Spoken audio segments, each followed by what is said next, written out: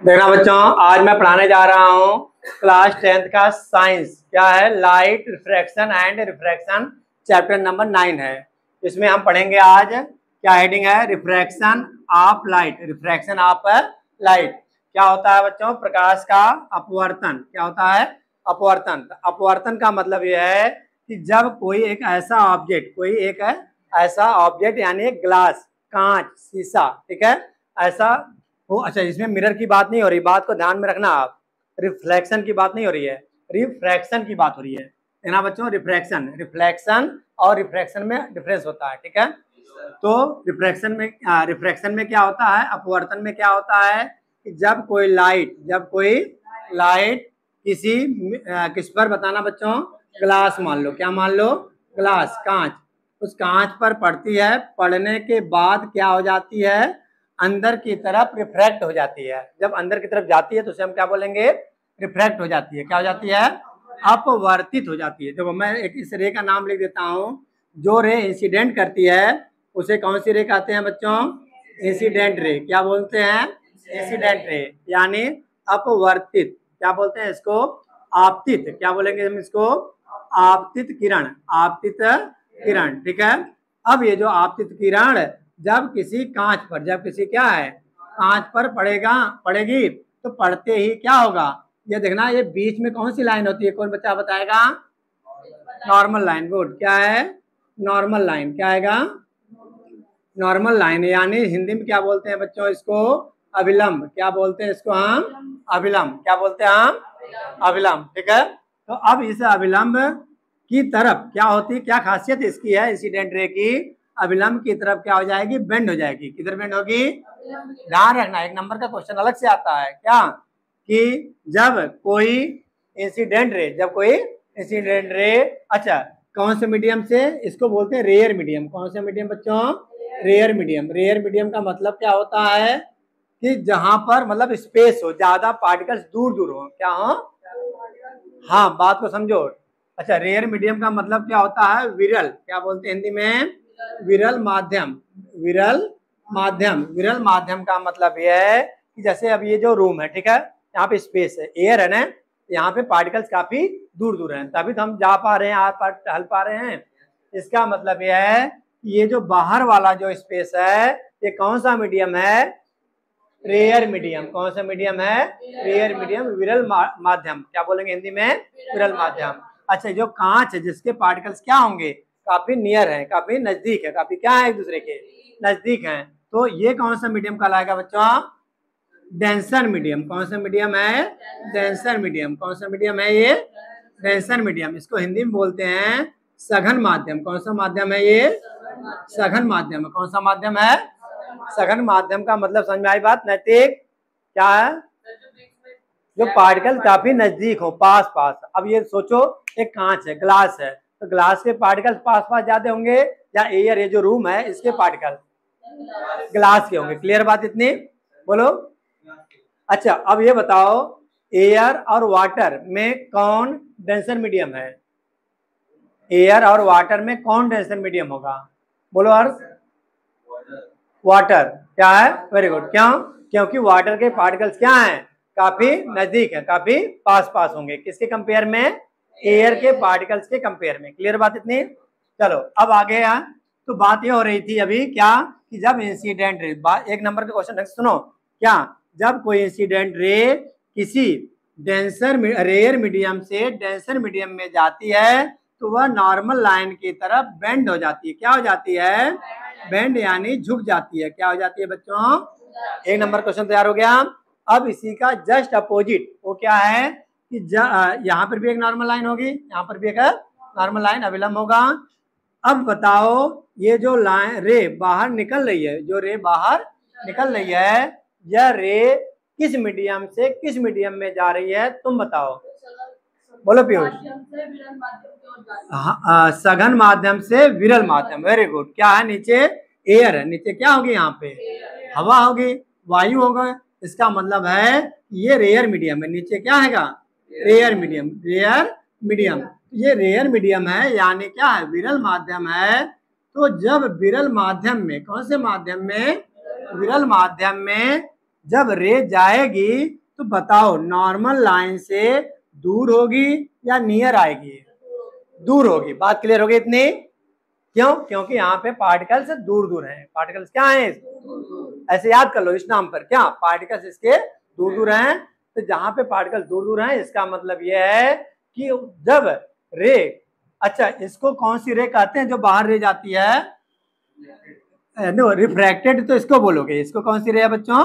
Refracted रे। कौन सी रे है? हाँ, इसको मैं यहीं पे लिख दूं, यहाँ पे लाइन के रिफ्रैक्टेड। कौन सी रे है? रिफ्रैक्टेड। रिफ्रैक्टेड रे, ध्यान से समझ लेना, रिफ्रैक्टेड रे यानी इसको बोलते हैं अपवर्तित किरण। कौन सा किरण है? अपवर्तित किरण। अपवर्तित किरण, ठीक है। अच्छा, अब ये जो रे बाहर निकल रही है इसको कौन सी रे बोलते हैं? हिंदी में बोलते हैं निर्गत किरण। कौन सा किरण है? निर्गत किरण। निर्गत किरण। निर्गत किरण का मतलब हो गया, उसको बोलते हैं हम, कर देना ऑन, क्या है? निर्गत किरण को हम कहते हैं इंग्लिश में इमरजेंट रे। कौन सी रे कहते हैं? है ना, आई एम है कि ई एम है? Emergent ray. कौन सी रे है? हाँ, इमरजेंट रे। इमरजेंट रे यानी निर्गत किरण, मतलब बाहर निकल रही है। जो रे क्या होती है? बाहर निकलती है।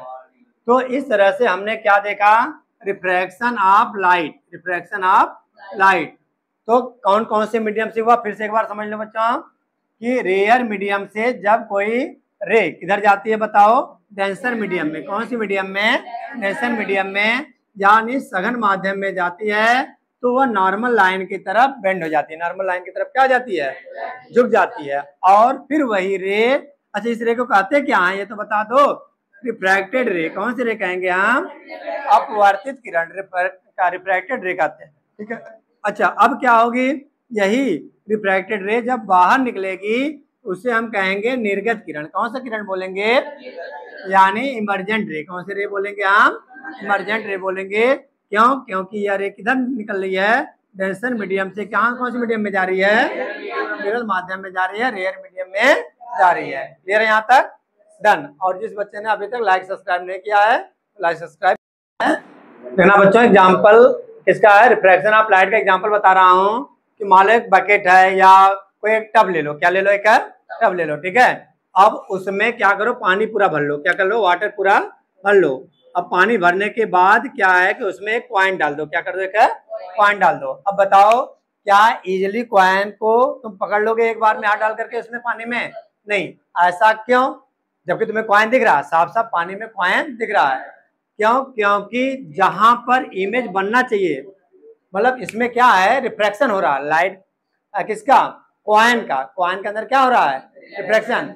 कि कॉइन जहां पर है, जहां पर एक्चुअल में वाटर के अंदर जिस पॉइंट पे है, हमें उस पॉइंट पर क्या दिख नहीं रहा है, हमें दिखेगा यहाँ पर और होगा यहाँ पर। ऐसा क्यों? ऐसा इसीलिए क्योंकि रे जाती है तो जब डेंसर मीडियम से, वाटर क्या आ गया बच्चों? डेंसर मीडियम है। डेंसर मीडियम से जो रे कहां से होकर के आ रही है? कॉइन से होकर के आ रही है, सिक्के से होकर के आ रही है, वह रिफ्रैक्ट होगी या नहीं होगी? बताओ। रिफ्रैक्ट हो गई। अच्छा, रिफ्रैक्ट का मतलब अपवर्तित होगी। इसका मतलब है कि जिस पॉइंट पर वह कॉइन है, जहां पर है, वहां पर हमें रियल में दिख नहीं रहा है, बल्कि हमें दिखेगा कहां पे? यहाँ पर। तो हम अपना हाथ कहाँ डालेंगे? यहाँ पर पकड़ने के लिए। इसलिए वह कॉइन हमारे हाथ में नहीं आएगा। क्लियर बात समझ में आई? बोलो नहीं, कोई डाउट?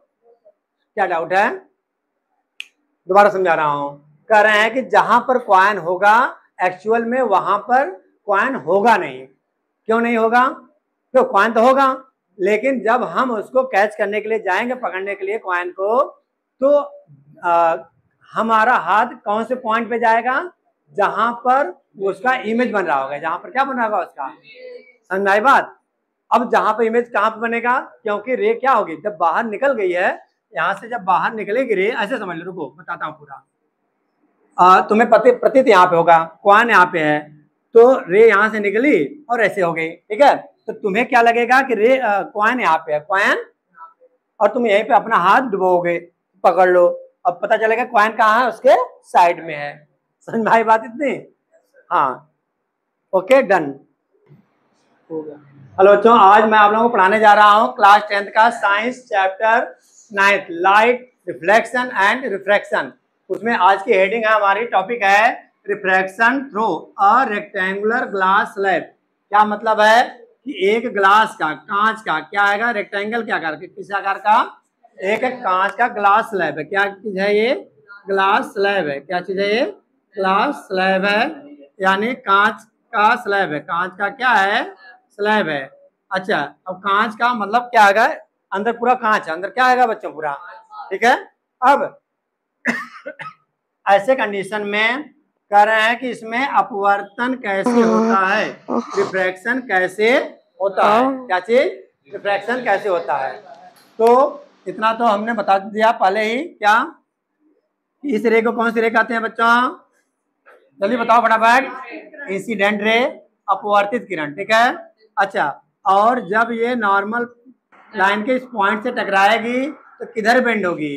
ग्लास की तरफ। या देखना बच्चों, जब ये कौन सी रे? Incident ray. कौन सी रे?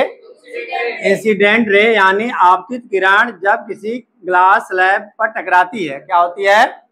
इंसिडेंट करती है, तो ये नॉर्मल लाइन की तरफ बेंड हो जाती है। और फिर यही रिफ्रैक्टेड रे, कौन सी रे?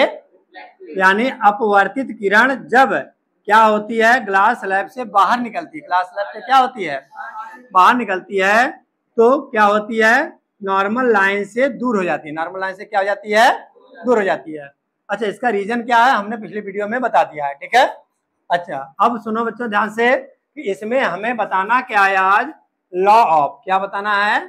Law of refraction. Law of refraction of light. Refraction of light तो क्या बोलते हैं हिंदी में? प्रकाश के अपवर्तन। अपवर्तन, ध्यान देना बच्चों। अपवर्तन, अपवर्तन का नियम। अपवर्तन का नियम, रिफ्रैक्शन ऑफ लाइट। क्या है? First law. फर्स्ट लॉ क्या है? फर्स्ट लॉ है यही वाला। क्या कि इंसिडेंट रे, कौन सी रे बताना बच्चों? Incident ray. Incident ray, incident ray. और बताना कौन सी रे? और रिफ्रैक्टेड रे। कौन सी रे? रिफ्रैक्टेड रे। रिफ्रैक्टेड रे। ठीक है, रिफ्रैक्टेड रे। एंड तीसरा कौन सी लाइन है बताना? Normal line. Normal line. Normal line. All of three lines. क्या बोलोगे? ऑल ऑफ थ्री लाइन लाई क्या करते हैं? ये लाई ऑन सेम प्लेन। कहां पर? Same plane. कहां पर? बोलो। Lie on same plane. पहले समझा लो पूरा। Lie on same plane. Lie on same plane. कहाँ लाई करते हैं? तीनों के तीनों सेम प्लेन। बोलो। अभी मैं समझा रहा हूँ। पहले फर्स्ट इसको कहेंगे हम, सेकंड वाला दूसरा कहेंगे। हाँ, और प्लेन हो गया, नॉर्मल लाइन, प्लेन। अच्छा सुनो अब मेरी बात ध्यान से। Same line. अच्छा, कहाँ पर एक तीनों इंटरफेस करेंगे? कहाँ पर टकराएंगे एक दूसरे से? इंसिडेंट पॉइंट तो कहते हैं, उसको क्या बोलते हैं बच्चों? Point of incidence. क्या बोलते हैं इसको हम? हाँ, कहाँ पर टकराएंगे तीनों? Point of incidence. Point of incidence क्या बोलेंगे इसको हम? पॉइंट ऑफ इंसिडेंस, यानी आपतन बिंदु। क्या बोलेंगे हम? आपतन बिंदु। आपतन बिंदु। ठीक है। अब ध्यान समझ लो फटाफट। क्या है प्रकाश का अपवर्तन का पहला नियम? क्या है हिंदी मीडियम में? आपतित किरण, अपवर्तित किरण और अभिलंब। कहाँ कहाँ देखो? आपतित किरण, अपवर्तित किरण और अभिलंब। ये तीन के तीनों कहाँ लाई करते हैं? सेम प्लेन में। कहाँ पर? एक ही तल में। क्या बोलोगे? एक ही तल। एक ही तल पर लाई करते हैं। एक ही तल पर लाई करते हैं। एक ही तल पर लाई करते हैं। कहाँ पर? एक ही आपतन बिंदु पर। कहाँ पर? एक ही आपतन बिंदु पे। क्लियर बात समझा के पहला? चलो अब सेकंड लॉ भी समझा देता हूँ साथ साथ। सेकंड लॉ क्या आएगा बच्चों? ये जो एंगल ऑफ इंसिडेंट है, कौन सा एंगल है बताना बच्चों? एंगल ऑफ इंसिडेंट है ना, इसका साइन लेते हैं। क्या लेते हैं बच्चों? साइन। किसका एंगल बताना? आई का। किसका? I for incident angle. आपतन कोण। कौन सा कोण? कौन सा कोण? आपतन कोण का साइन क्या लेंगे हम? ट्रिग्नोमेट्री अभी पढ़ाया था थोड़ा बहुत। सुनो अब ध्यान से, मैं समझा रहा हूँ ना, कोई बात नहीं। क्या बता रहा हूँ? जैसे हमने साइन थीटा, ऐसे देखो ट्रायंगल में हमने क्या लिया था? हाँ अभी सब समझ में आएगा। देखो ध्यान से, आप बताइए। हमने थीटा लिया था, रिएक्शन ऑफ, है ना, ऐसे बोला था। तो वहां पर एंगल हम ऐसे बोलते थे साइन ए, ट्रिग्नोमेट्रिक फंक्शन लेते कि नहीं लेते थे? कौन सा फंक्शन लेते थे हम? Trigonometric function. बोलो। हाँ, जैसे थीटा भी बोलते थे, तो यहाँ पे थीटा ना बोल करके आई बोला गया है। यहाँ पे कौन सा एंगल है? बन रहा है या नहीं? तुम देख को बताओ मुझे, यहाँ पे कोई एंगल बन रहा है? थीटा तो थीटा नहीं बोलकर हमने क्या बोल दिया यहाँ पे एंगल का नाम? क्लियर है ना? हाँ, अब क्या है? अच्छा, इसे किसने दिया था? इसको स्नेल, क्या नाम था इनका? उनका नहीं नहीं नहीं, वो वाला नहीं, मैं बता रहा हूँ पूरा इसका। मान लो सेकेंड लॉ। कौन सी लॉ है बच्चों? ये सेकेंड लॉ। क्या है सेकेंड लॉ? समझ लो अच्छे से। यहाँ पे एंगल बन रहा है, उस एंगल का हम साइन थीटा लिया। साइन 30 डिग्री भी हो सकता है। कितना हो सकता है? साइन 30 डिग्री, साइन 40 डिग्री, कोई भी एंगल हो सकता है। ठीक है। अच्छा, ये साइन का एंगल ऑफ इंसिडेंट का sine and angle of refraction, इसका एंगल ऑफ रिफ्रैक्शन का साइन यानी साइन आर का रेशियो, ये जो अनुपात है, जब निकालेंगे ना इसकी वैल्यू, देखो साइन 30 डिग्री की वैल्यू होती है, तुम्हें अभी पढ़ाया जाएगा आगे। साइन 30 डिग्री होगा, ऐसे ही साइन आर कुछ होगा एंगल। तो दोनों का जो रेशियो जो सॉल्व करेंगे तो वह क्या होता है? कांस्टेंट होता है। क्या होता है बच्चों? कांस्टेंट, यानी नियत होता है, फिक्स होता है। बात को समझो, क्या होता है? ये कांस्टेंट होता है, नियत होता है। तो ये कौन सा नियम है? ये सेकंड नियम है। देखो, जब लॉ ऑफ रिफ्रैक्शन पढ़ते थे हम, रिफ्लेक्शन पढ़ते थे, लॉ ऑफ रिफ्लेक्शन, वहां पे दोनों एंगल इक्वल होते थे।